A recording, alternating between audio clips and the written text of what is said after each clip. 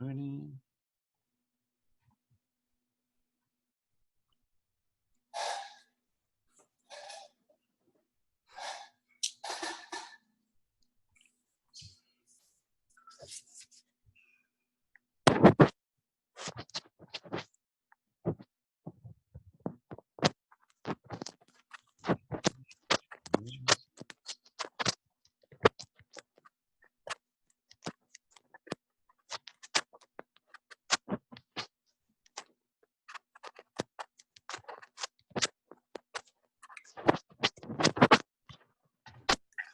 All right. So, welcome to today. Is an amazing opportunity here. We have a new friend of mine who I happenstance met while he was speaking one night at a friend had invited me to, and I was blown away the synergy and what this man is doing for people. So let me introduce Darren Prince, international best-selling author of his memoir, Aiming High, is a prominent sports and celebrity agent and global advocate for addiction and recovery.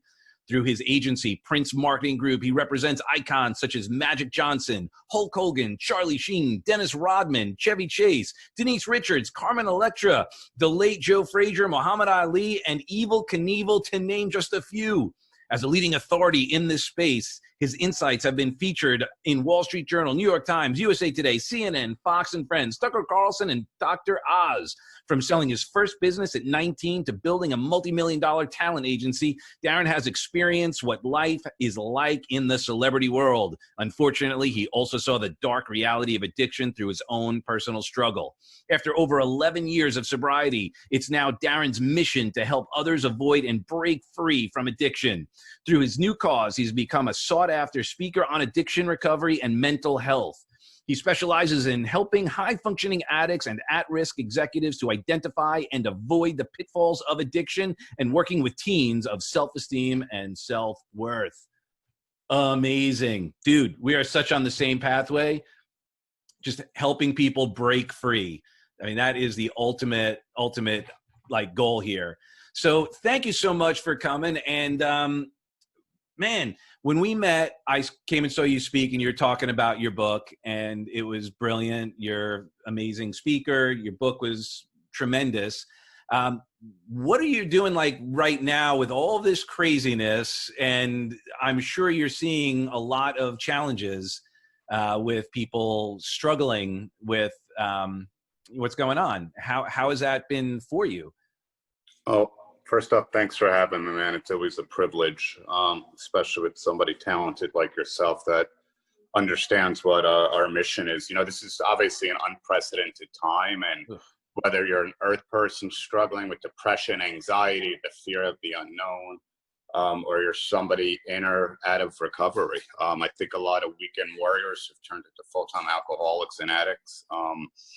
I've seen a lot of people that aren't struggling with substance abuse that are just in a deep, dark, dangerous place on life, because it's, like I said, it's unprecedented times. But, you know, coming up on 12 years sober and just living and breathing recovery, as long as I put myself and my fellowship and my program first, it's actually been very smooth sailing for me. This has been a remarkable time to take myself to another level by helping other people to understand that really you're all doing yourself a disservice if you just don't take a deep breath and relax and understand that you can't worry about a week from now or a month from now or 3 days from now. Just stay in the day, have hope, have faith, do whatever you have to do to create the best version of yourself.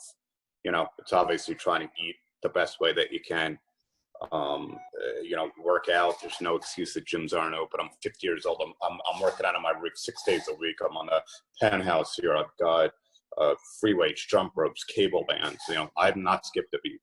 My business has not skipped a beat. If anything, we've, you know, reinvented Prince Marketing Group digitally and found a way through platforms like this on Zoom to do all our celebrity and iconic athlete Q&A events and motivational talks to help pump up executives and client bases for, like I said, different brands that we represent. We're doing paid social media opportunities for a lot of our clients. Last Dance has obviously been a phenomenon.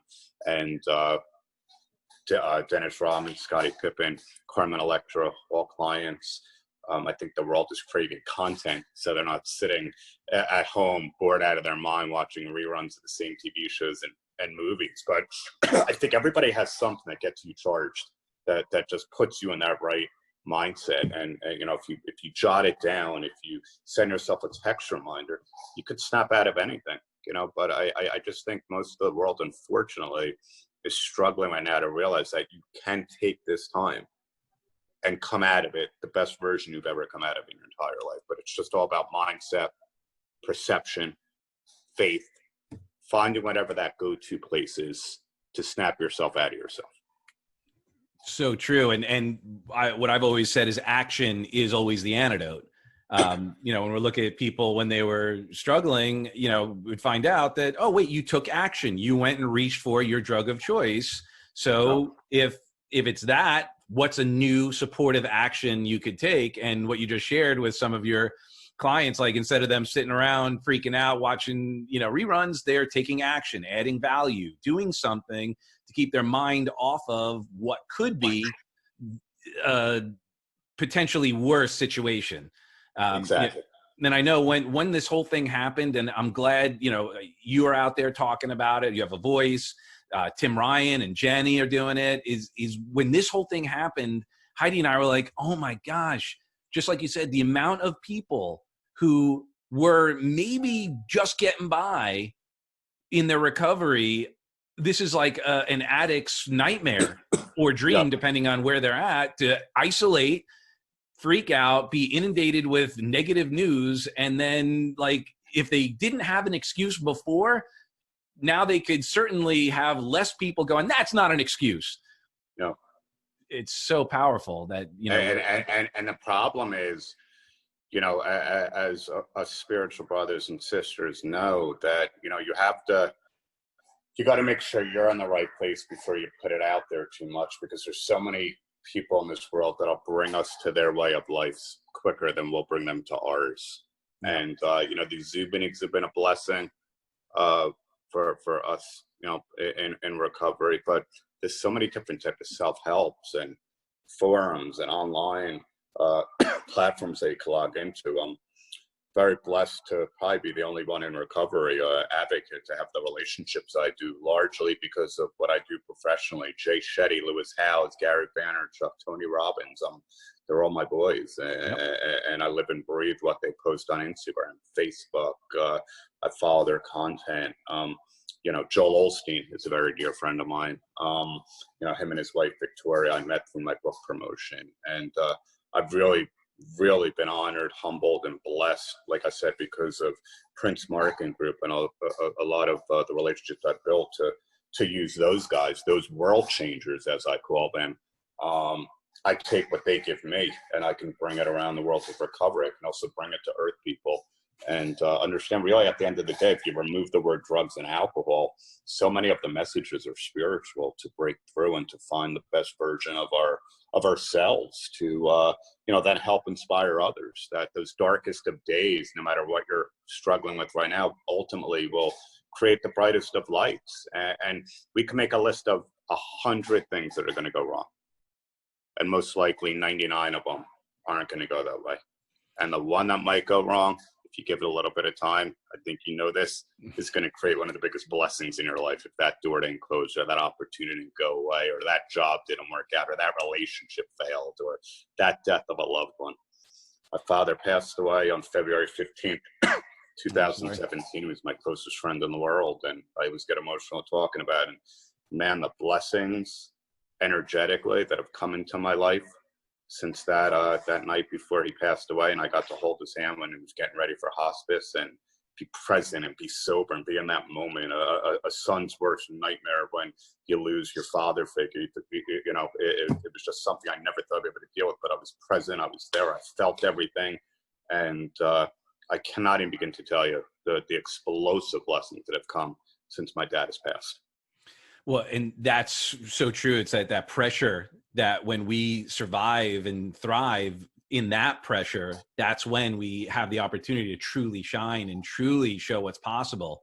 You know, what's happening now for those of us who are willing to frame what's happening in a way that we can be a force for good, on the other side of this, the blessings are going to be beyond, because we're going to be leading the way and being the light for others, and to leverage our relationships and everything that we have to make a difference. Right. I mean, exactly. I mean, I don't know my history. I don't know if you knew, we didn't have a whole lot of time to chat, but I was on the road with Tony for 4 years. So my belief is, after working in treatment as well, I got recruited to go into treatment, is, we have this philosophy, you agree, drugs and alcohol aren't the problem. They're the solution. There's a strategy to coping skill, to change your state, to all that.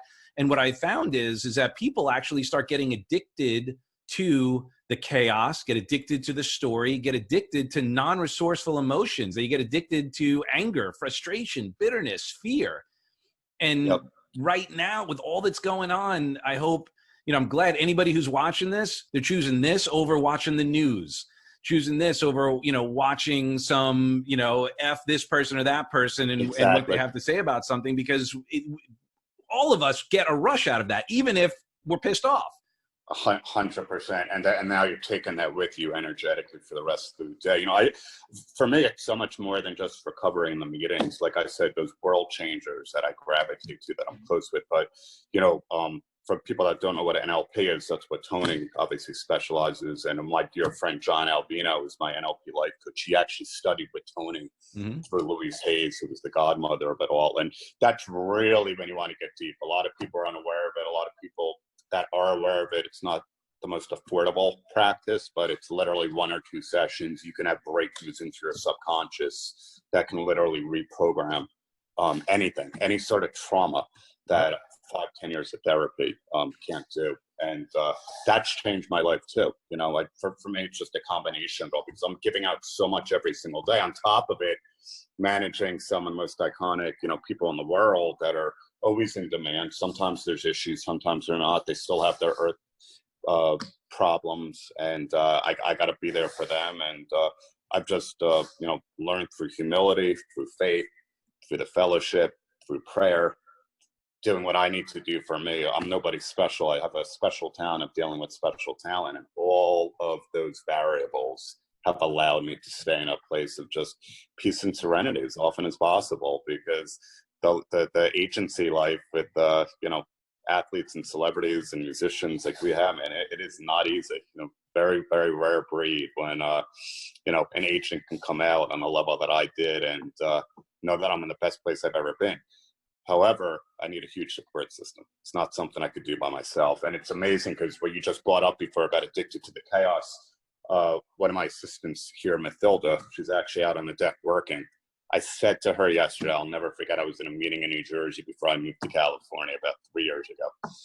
And it was right after my dad went into a coma suddenly from the aneurysm, perfect health, never sick a day in his life at 81. And I said, it just came out. Sometimes we say things without everyone realizing how it comes out. And I was like, I've never felt so comfortable during an uncomfortable time in my life. However, when I feel so comfortable, I actually feel very uncomfortable, because I'm not used to everything just being smooth sailing.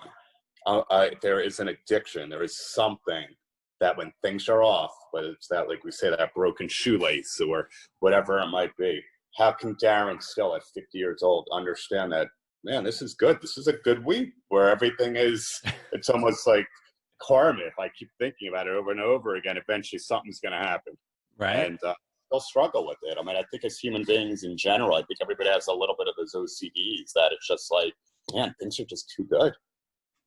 Yeah. Well, part of that is obviously the years of conditioning and it's partially the way we're wired, right? Our pain sensors outnumber our pleasure sensors by a ratio of 10 to 1. So our brain is always looking for the next shoe to drop. Like there's exactly. So that's a normal thing. It's how do we harness it? Well, I also like to tell people when I speak that we're not responsible for our thoughts, but we are responsible for how we want to think those thoughts. Right. And most of us do have tools to get out of our own way. You want to roll around it with a day, for an hour, for a week or a month, that's up to you. And I still have, excuse my French, that shit manufacturing machine between my ears. Of course. But I have a lot better tools now and resources on how to turn that off and get right back on that beam when I need to. And the biggest privilege for me is offering that assistance to other people. Like I said, in and out of recovery, struggling with this pandemic. Nothing in this world lights me up. I often say it all the time. The so-called super agent life, that's bull crap. My clients are the ones that have accomplished extraordinary things. There's nothing in this world that makes me more proud, that charges me up, that gets me going more than just some random person getting to me on Instagram or Facebook or through my website, and my program is send me something, and I just know I have the ability by some God-given words or some spiritual practices that you spiritual brothers and sisters have all given me, that I'm able to be a voice of hope and get somebody what they needed just in that moment for that day, to have them believe. Yep. Because that's what it's about. And you're given that little belief, man. I mean, to this book, I get goosebumps when I talk about it, because it's, I think I truly have found my purpose in life through what I thought was the worst thing I did in my life. And it honestly turned out to be the best, because I wouldn't be who I am today without it. I don't regret anything, nothing. Beautiful. And that comes from also the presence.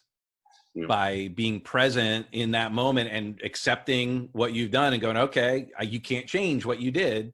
And you were present to your connection, your divine opportunity to reflect back that belief. Because when you can be that present for somebody, you give them that gift of going, oh, okay, wait, I am valuable. I can believe in myself. I can.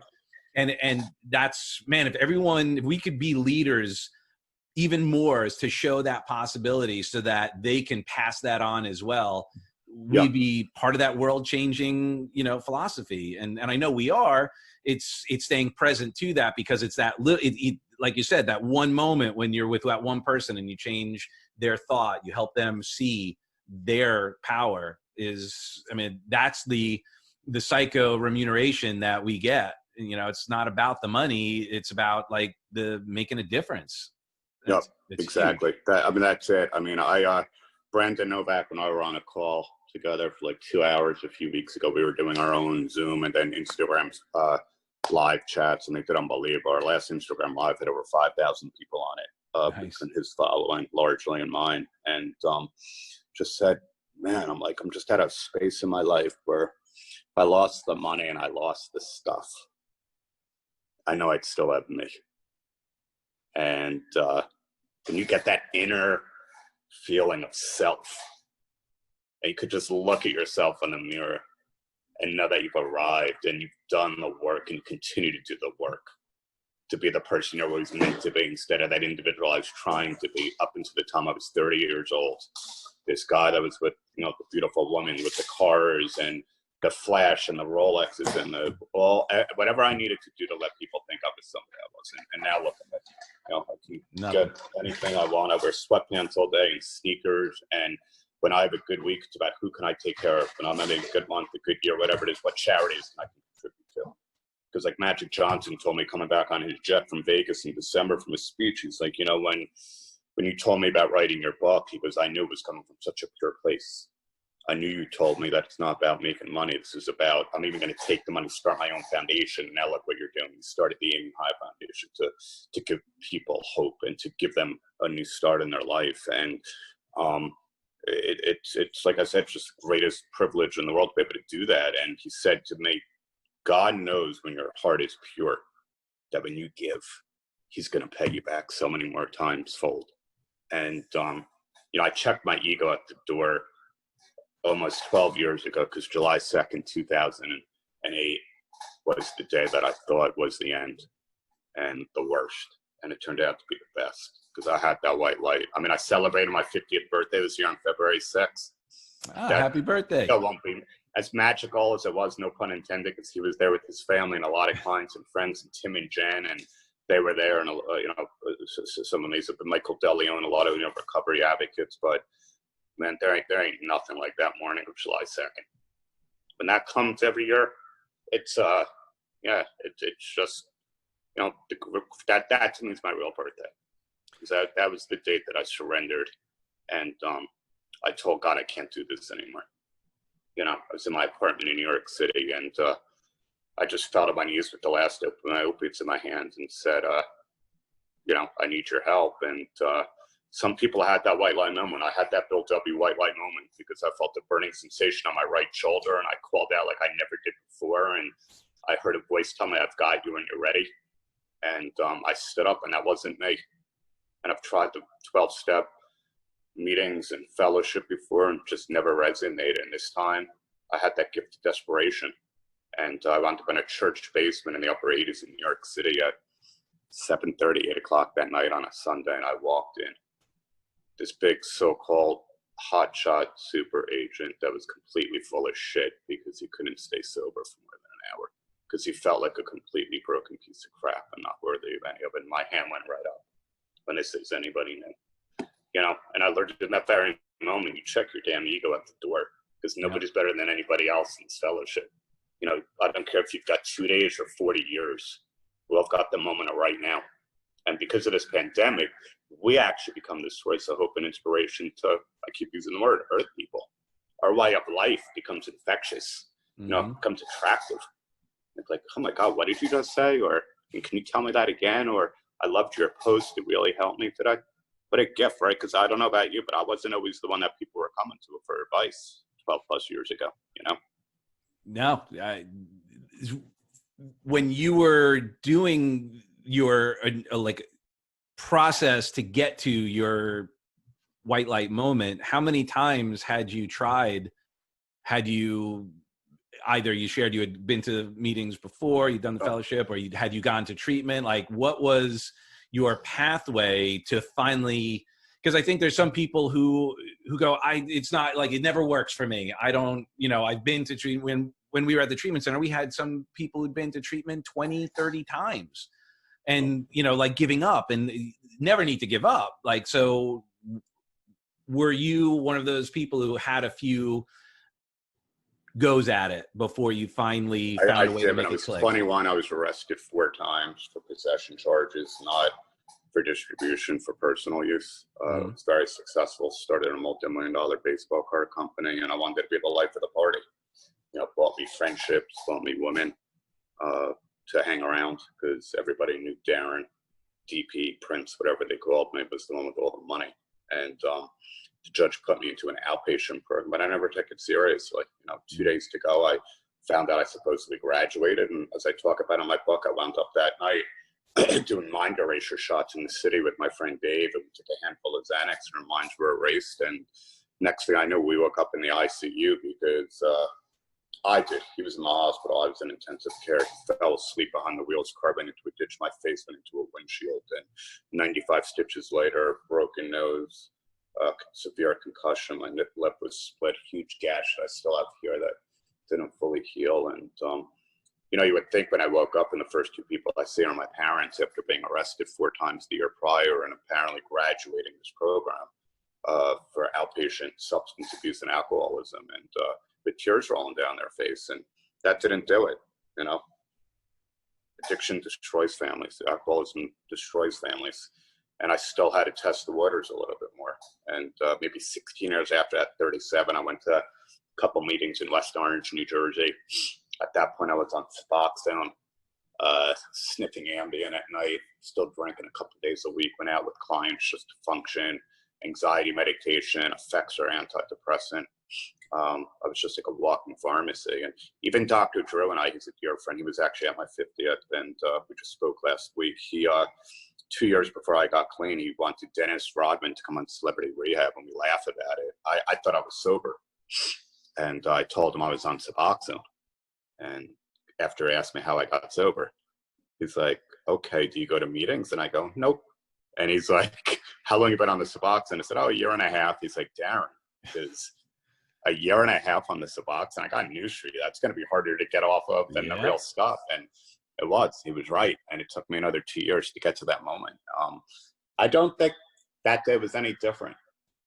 You know, I just know that on July 1st, when my uncle and his then girlfriend came to visit my mom in New Jersey, and I was at my condo at the time. I was living both in New York and New Jersey, and this woman looked at me who I didn't know and said, are you okay? And I said, no. I just opened up to her. She said, what's wrong? And I told her. And she's like, do you realize you're an addict and your life's unmanageable? I said, yeah. She's like, do you realize that you're powerless? I said, 100%. And she goes, most importantly, do you realize that that you've built, this so-called empire, this super agency, doesn't mean anything if you don't mean anything. And it doesn't matter if you're from Yale or jail or Park Avenue or Park Bench. I said, I get it. I'm desperate. I'll do whatever it takes. And she put me on a 48-hour detox. And it was about 30 hours later, I lost my mind. And I just said, I can't do this. And that's when that white light moment happened. I went to take a couple of non-narcotic anxiety pills. And, you know, a presence came into my life that I haven't had since. And the seat that I'm sitting on now, when we talk about this, I earned it. My family earned it. And, you know, I do whatever I can not to give it up, because it comes first and foremost. My clients know this. I mean, Magic wrote the forward to my book, not to name drop because they're family. I've got, you know, Chris Herron, who I think is the biggest game changer in the recovery world, gave me a testimony. At Hulk, Dennis, Mark Cuban, Jeannie Buss. They know how important this is to me. And every single one of them are touched deeply by the disease of addiction and alcoholism. And made me realize this is the greatest thing I've ever done in my life for the longest amount of time. That's awesome. So what do you do now when you have a moment? Like, I'm sure you don't think about using, but you get stressed. You get, like, I'm sure you talked about it, where you have that going on in your head. What are some of the tools or strategies that you use now that get you back?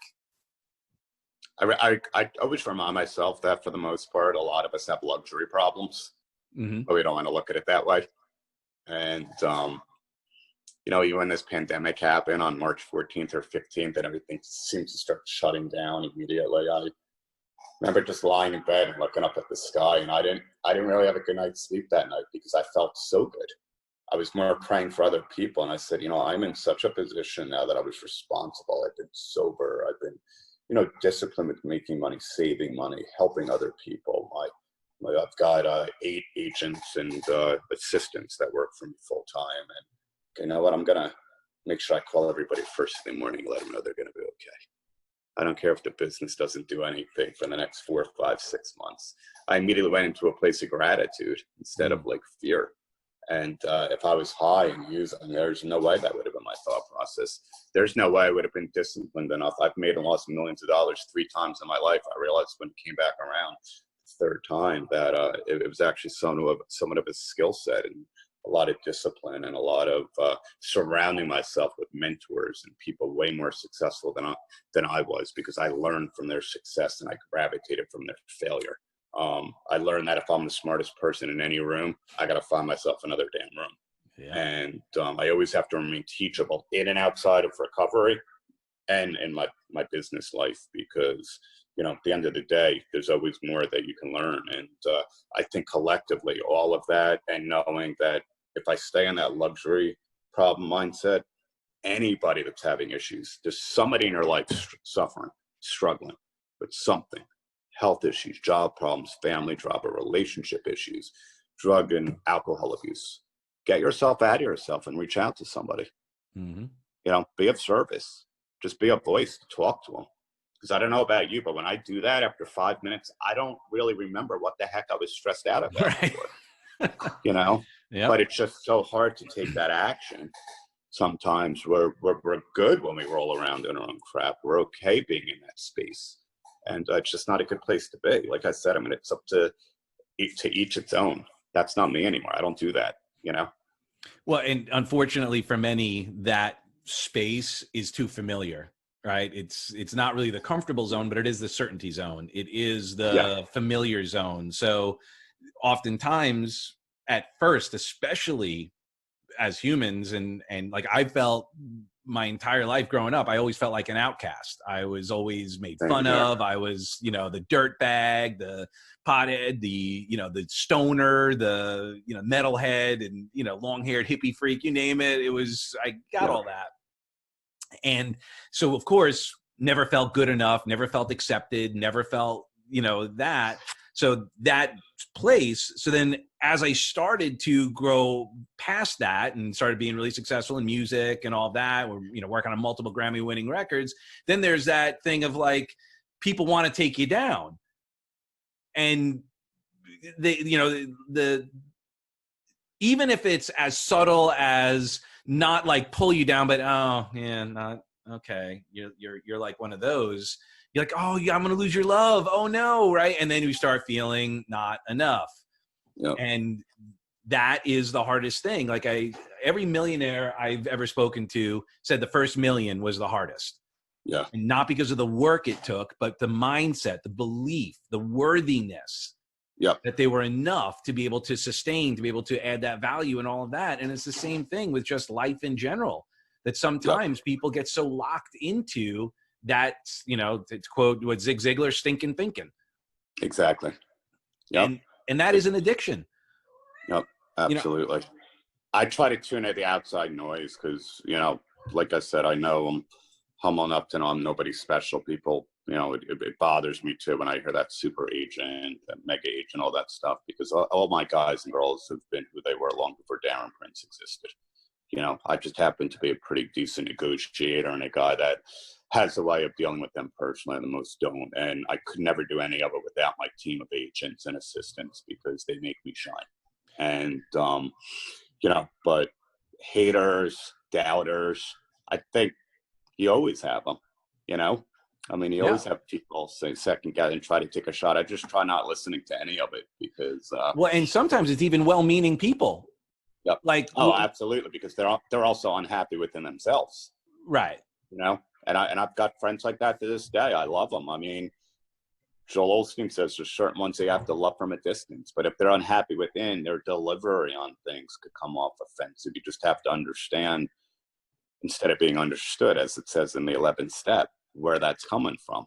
And that's not you. That's more about them. I mean, Dennis Rodman, I love him to death, like a brother, but, he's been very open about his alcoholism and his struggles. And there's certain times where things will come out. And, we have an amazing marriage relationship. There's nothing we wouldn't do for one another. But, he's noticed it. Sometimes he'll say something, I might snap or just kind of, say it a certain way, or vice versa. I'm not perfect. I'm sure I've done it too to him. Mm-hmm. And we hug it out and kind of, work through it. But I just think hurt people hurt people. Yeah. And I think broken people try to break others. And you got to remember that. And if you know who you are on the inside and you've done enough mind, body, and spirit work, your course should be unshakable enough. Now, it doesn't mean you're a doormat. You don't stay around that situation for too long. That's where I get back to Joel Osteen's learning to love people from a distance.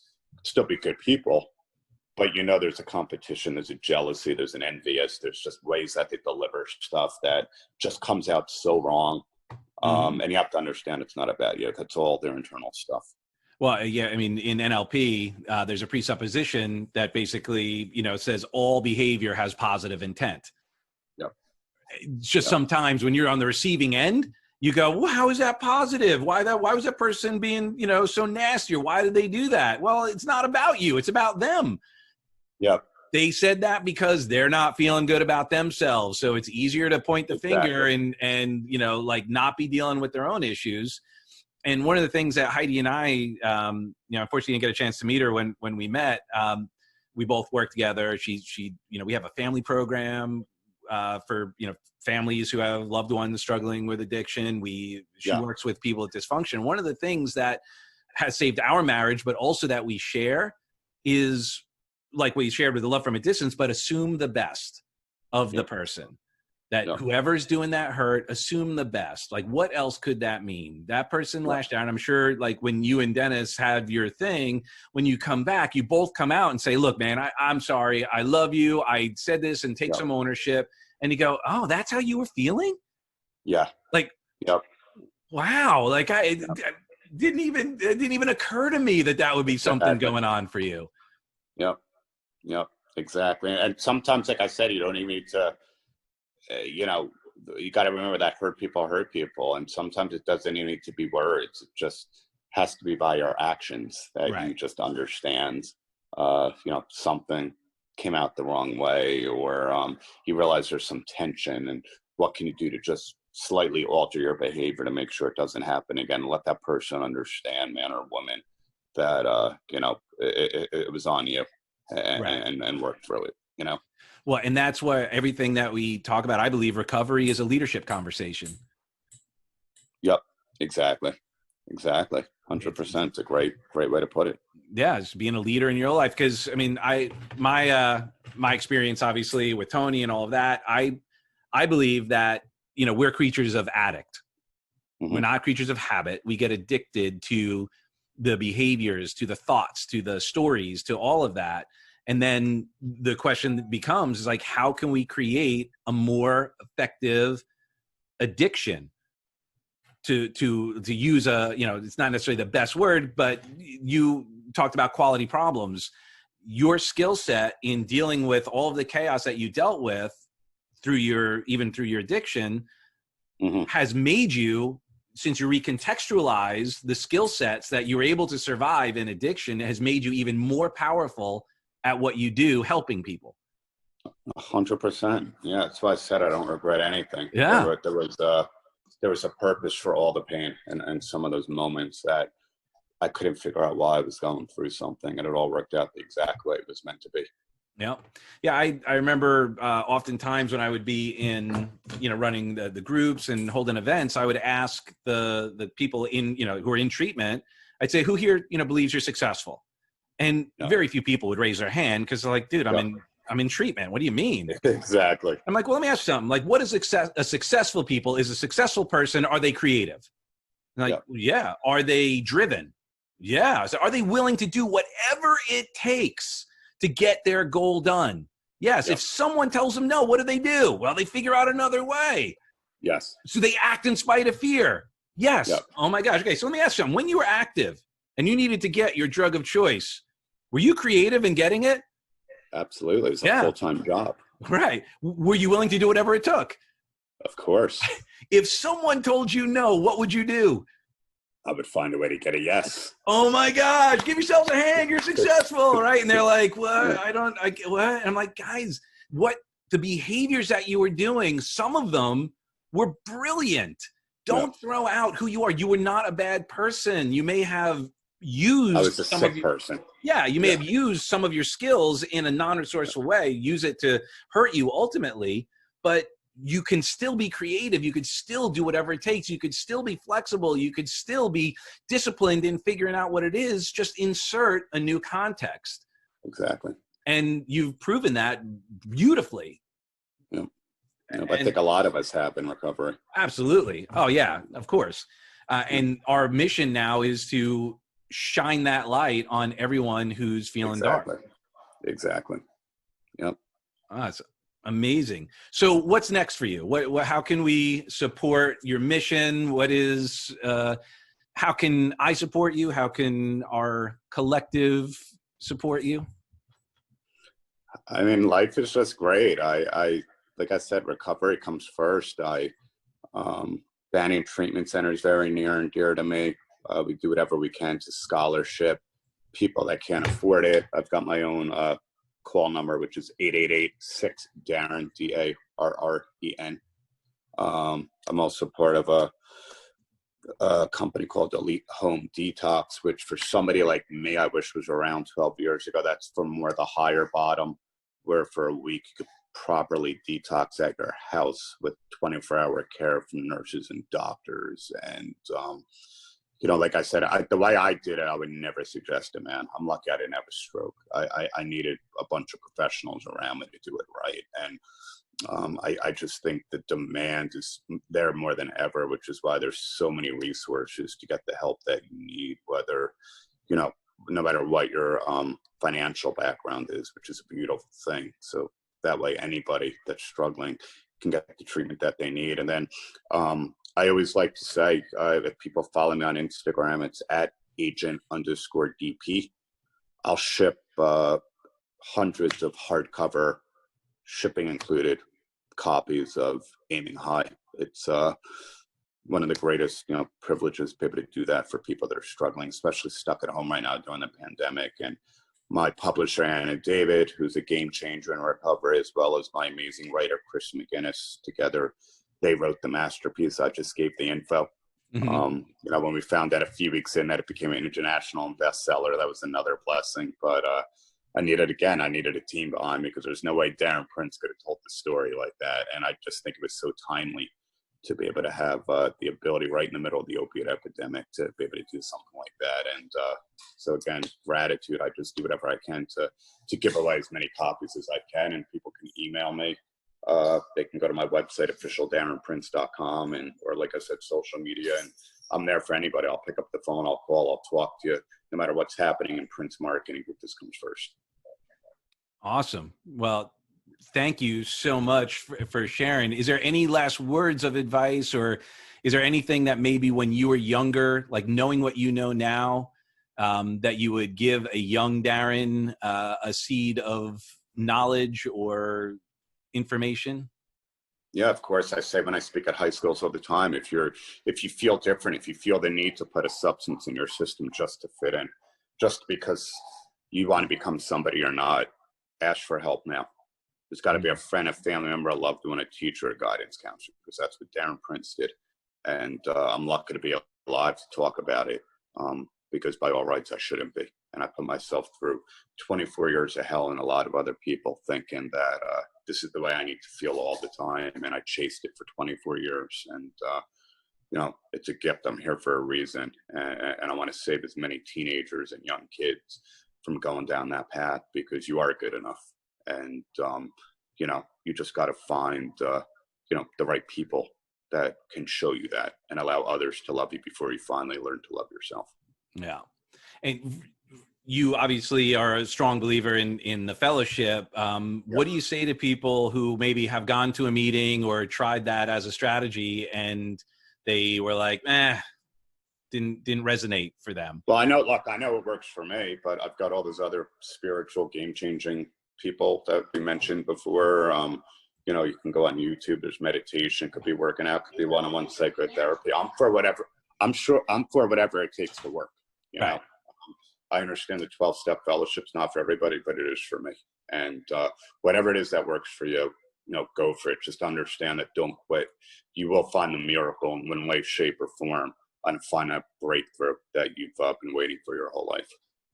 Beautiful. Yeah, that's what we taught at the center. We were 12-step based, but we understood that people, found it in yoga, found it in, the work that Heidi and I do, the more personal development. We would hold breakthrough experiences. We would do, glass walks and arrow breaking and fire walking and board breaking and all of those things to create that energy. And then from that state, then people be more open to making a better decision, right? Exactly. When we're feeling down, those aren't the times to make decisions. No, not at all. And that's why it's so important. Where you shared, you have a team. I assume you have coaches and you have mentors that you 100%. also I reach can't out do it to. all by myself. Nope. No luck. Beautiful. All right. Awesome, brother. Well, thank you so much. This is great, bro. Thank you so much. It's dude, my privilege. And I look forward to, I'd love to figure out ways to do more, because I know the stuff that we have complement each other. 100%. You got my info, man. Let's get on a call soon. Let's do it, brother. Awesome. All right. Well, I appreciate you so much. I love you for who you are and who you aren't. And God bless you for all you do, and keep on keeping on. Thanks, bro. Have a good day. Thank you, brother. Peace.